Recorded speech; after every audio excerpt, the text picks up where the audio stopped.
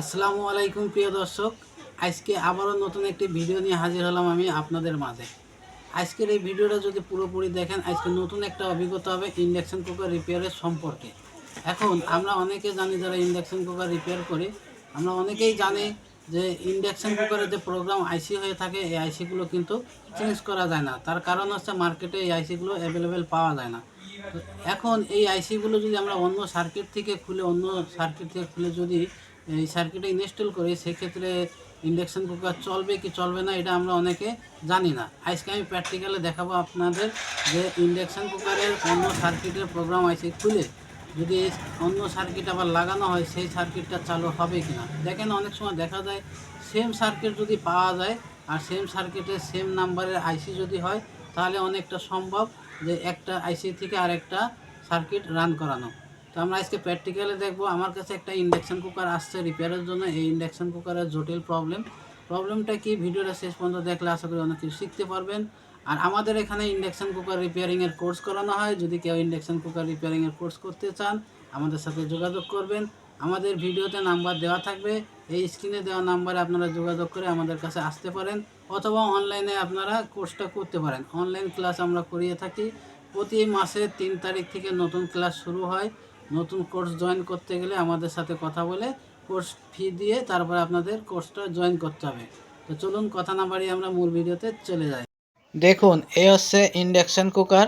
এই ইন্ডাকশন কুকারের ভিডিওটা কোনো রকম টানা হেঁচড়া করবেন না, শেষ পর্যন্ত দেখলে আজকে নতুন কিছু শিখতে পারবেন। ইতিমধ্যে ইউটিউবে এরকম ভিডিও কেউ দেয় নাই। ইন্ডাকশন কুকারের নতুন সব কিছু আমি নিয়ে আসি সবার আগে আপনাদের জন্য, তাই ভিডিওটা টানা হেঁচড়া করবেন না। আমি এখানে ফ্ল্যাগটি লাগিয়ে দিয়েছি, দেখতে পাচ্ছেন। ফ্ল্যাগটি লাগানোর সাথে চুলা অন করা হয় নাই, E0 দেখাচ্ছে। আমি ভালো করে আপনাদের দেখিয়ে দিই। দেখেন, ডিসপ্লেতে E0 আসতেছে এবং এখানে যে পাওয়ার যে বাটনগুলো আছে, টাচ বাটনগুলো আছে, কোনোটা কিন্তু কাজ করবে না। দেখতে পাচ্ছেন, কোনো অপশনই কিন্তু কাজ করতেছে না। এটি হচ্ছে মূলত প্রবলেম। আমি ফ্ল্যাগটি খুলে নিচ্ছি। এই ধরনের প্রবলেম আসলে আপনারা কীভাবে রিপেয়ার করবেন A to Z দেখাচ্ছি আমি এই ভিডিওতে, তাই ভিডিওটা কোনোরকম টানাইসরা করবেন না, অনুরোধ রইল। ভিডিওটা শেষ পর্যন্ত দেখবেন। আমি এই স্ক্রুপগুলো খুলে ডিসপ্লেটা আলাদা করে নিচ্ছি। কয়েলের যে স্ক্রুপগুলো থাকে, আমি স্ক্রুপগুলো খুলে নিয়েছি। কয়েলের নিচেই সার্কিটগুলো থাকে। দেখেন, যারা নতুন টেকনিশিয়ান ভাই আছেন, ভিডিওটা ধৈর্য সহকারে দেখবেন। আমি এই এসি কর্ডগুলো খুলে এই বডিটাকে আলাদা করে শুধুমাত্র পিসিবি বোর্ডটা রিপেয়ার করব, সেই জন্য টেবিলের পরে পিসিবি বোর্ডটা রেখে দিচ্ছি। এই পিসিবি বোর্ডের সাথে কয়েলের সংযোগটি পার্মানেন্টলি ঝালাই করে লাগানো আছে, সেজন্য কয়েলটি খোলা সম্ভব হচ্ছে না। এখন আমি এই সার্কিটে পাওয়ার কট লাগিয়ে কিছু ভোল্টেজ চেক করে দেখব। আপনারা যারা নতুন টেকনিশিয়ান ভাই আছেন, ভিডিওটা ধৈর্য সহকারে দেখবেন, মনোযোগ দিয়ে। আমি প্রথমে কিছু ভোল্টেজ চেক করে নিচ্ছি। দেখেন, ইমিটারের সাথে এই ডিজিটাল মিটারে কালো প্রপটি ধরেছি। আগে ইনপুট ভোল্টেজ দেখব, ডিসি 243 ভোল্ট ডিসি দেখাচ্ছে। এখানে আইজিবিটি সেকশনের ইনপুট ভোল্টেজ ওকে আছে। এখানে আরও ভোল্টেজ চেক করতে হবে। দেখেন, এখানে একটি রেজিস্ট্যান্স আছে 820K কয়েলের ইনপুটে। এখানে 820K 243 ভোল্ট ঢুকে 119 ভোল্ট বের হচ্ছে, দেখতে পাচ্ছেন। আবার এখানে আরও একটি রেজিস্ট্যান্স আছে, 70 ভোল্ট বের হচ্ছে, এবং আরও একটি রেজিস্ট্যান্স সিরিজে লাগানো আছে। এবং এই যে কয়েলের আউটপুটের এখানেও দেখেন রেজিস্ট্যান্সের মাধ্যমে ভোল্টেজটা নিয়ে আসা হয়েছে। 242 ভোল্ট ঢুকতেছে এবং 119 ভোল্ট আউটপুট দিচ্ছে। আবার প্রোগ্রাম আইসিতে সিগন্যাল যাচ্ছে 0.637 ভোল্ট, মানে 1 ভোল্টের একটু কম। এখানে ভোল্টেজ ওকে আছে, টোটাল আইজিবিটি সেকশন ওকে। এখন আমরা দেখব পাওয়ার আইসিতে কত ভোল্টেজ আছে। পাওয়ার আইসি যে ড্রেন আছে, ড্রেনে 240 ভোল্ট থেকে 300 ভোল্ট থাকবে। দেখেন, এখানে 239 ভোল্ট আছে, তার মানে এই ভোল্টেজটাও ওকে আছে। এখন আমরা দেখব হাই ভোল্টেজ এবং লো ভোল্টেজের সিগন্যাল যেখানে আছে, সেই ভোল্টেজ 84 ভোল্ট দেখাচ্ছে। এখানে রেজিস্ট্যান্স হয়ে সিরিজ হয়ে ভোল্টেজ দেখেন 11 ভোল্ট হচ্ছে। 11 ভোল্ট থেকে ছোট রেজিস্ট্যান্সের মাধ্যমে 2.54 দেখাচ্ছে ভোল্টেজ। এখানে হাই ভোল্টেজের সিগন্যালটা ওকে আছে। এখানে লো ভোল্টেজের সিগন্যালটা আমরা পাচ্ছি 009। এখানে লো ভোল্টেজের সিগন্যালের এখানে প্রবলেম দেখতেছি আমি। দেখেন, আপনাদের দেখায় একটু জুম করে। এই জায়গায় একটা ক্যাপাসিটার থাকে, এই যে এই ক্যাপাসিটারে এখানে শর্ট পাচ্ছি, এবং এখানে এসএমডি রেজিস্ট্যান্স থাকার কথা একটা, সেই রেজিস্ট্যান্সটা নাই। দেখতে পাচ্ছেন, এই যে গোল বৃত্তের ভিতরে একটা ক্যাপাসিটার থাকবে 47 25 ভোল্টের, সেই ক্যাপাসিটারটি নাই। তো আমরা এখানে চেক করব। কোনো এক মেকানিক ভাই হয়তো এই ক্যাপাসিটারটি খুলে নিয়েছেন, ভাবছেন যে ক্যাপাসিটারটা শর্ট, কিন্তু ক্যাপাসিটার শর্ট না, এখানে সার্কিটের শর্ট কোথায় আছে আমি একটু চেক করে দেখাবো আপনাদের। দেখেন পুরোপুরি শর্ট। আমরা এখানে মাল্টিমিটার দিয়ে চেক দিচ্ছি, দেখেন কাটাটি বাড়ি মারতেছে শর্টের দিকে, দেখেন ডান পাশে কাটা উঠে আসতেছে, পুরো শর্ট আছে। এই শর্টটা মূলত সার্কিট থেকে এই যে ক্যাপাসিটার যে কানেকশানটা, এই কানেকশানটা সোজা চলে আসে প্রোগ্রাম আইসি 3 নাম্বার লেগে। তো প্রোগ্রাম আইসি 3 নাম্বার লেগটাই হচ্ছে মূলত গ্রাউন্ডের সাথে শর্ট হয়ে গেছে, মানে নেগেটিভের সাথে শর্ট হয়ে গেছে। তো এই যে আইসিটা আছে, এই আইসিটাই মূলত নষ্ট, আইসি শর্ট, এই আইসিটা চেঞ্জ করতে হবে। তো আমার কাছে সেম একটি পিসিবি আছে এবং সেম পিসিবিতে সেম আইসি লাগানো, দেখতে পাচ্ছেন আইসির নাম্বারটা একদম হুবহু মিল করা, সেম আইসি আমি একটি পেয়েছি। তো আমি এই আইসিটা খুলবো, সেজন্য এই আইসিতে একটু দাগ দিয়ে নিচ্ছি যেন আইসিটা মিশে না যায়, দুটো আইসি একই নাম্বারের, খোলার পরে যেন মিশে না যায় সেজন্য আমি একটু দাগ দিয়ে নিয়েছি। নাম্বারটা আপনারা মিলিয়ে দেখতে পারেন, দেখেন একদম সেম আইসি। এই সেম আইসি আমি পরিবর্তন করে এখানে লাগাবো। এই আইসিটা যদি ভালো থাকে ইনশাল্লাহ কাজ করার কথা, আর যদি কোনো প্রোগ্রামে কোড সেট করা থাকে সেক্ষেত্রে হয়তো দেখাবে না। তো আপনারা সাকারের মাধ্যমে আইসিগুলো খুলবেন। অনেক টেকনিশিয়ান ভাই আছেন যে আইসি খোলার সময় আইসির প্রিন্টগুলো নষ্ট করে ফেলেন, এরকম করা যাবে না।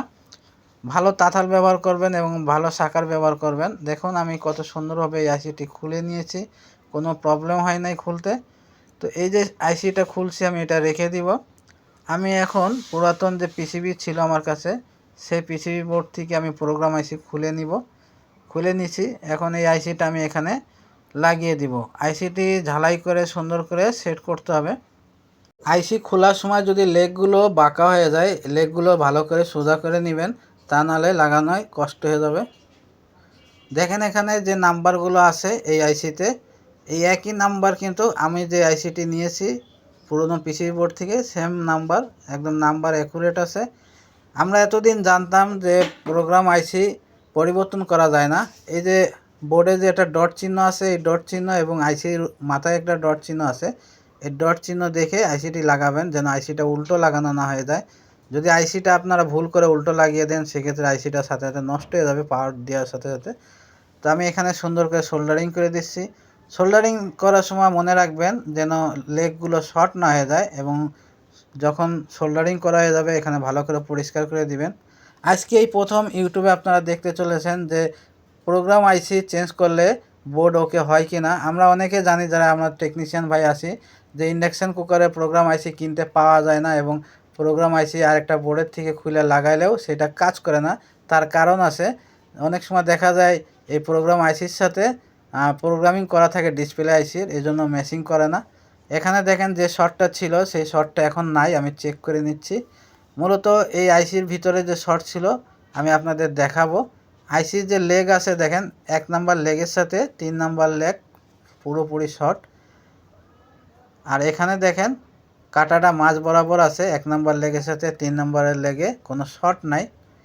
এখন আমি দেখেন এই জায়গায় ক্যাপাসিটার লাগাবো, এবং এসএমডি যে রেজিস্ট্যান্সগুলো এখানে নেই সেই এসএমডি রেজিস্ট্যান্সের নাম্বার এখানে দেওয়া আছে 1502, তার মানে 1502-এর এর হলো কোড নাম্বার এসএমডি রেজিস্ট্যান্সের।